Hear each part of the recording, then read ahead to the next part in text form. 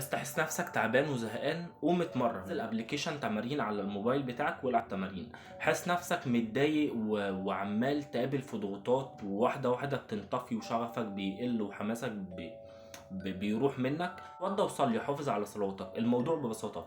حاسس نفسك ما عندكش فلوس تحقق بيها احلام، دور على فرصه عمل، اشتغل بدل الشغل واحد واثنين وثلاثه.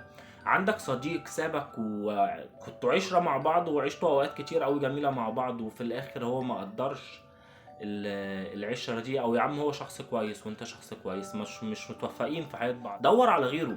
مش تنسى صحابك. مش خلاص بقى تستسلم انك ما تعملش فورمة.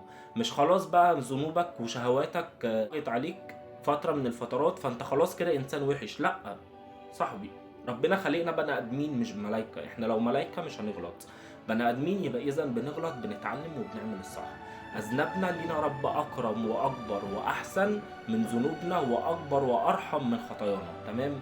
فكر بايجابيه، عشان فعلا ما قدامكش غير الايجابيه بس هي اللي هتنقذك في اي مشكله او اي موقف بيقابلك سلبي في حياتك. ان شاء الله اللي جاي احسن. اي سؤال اي استفسار سيبولي في الكومنتات، انا بفرح جدا باسئلتكم ومستعد ان شاء الله انا اجاوب عليه في اسرع وقت.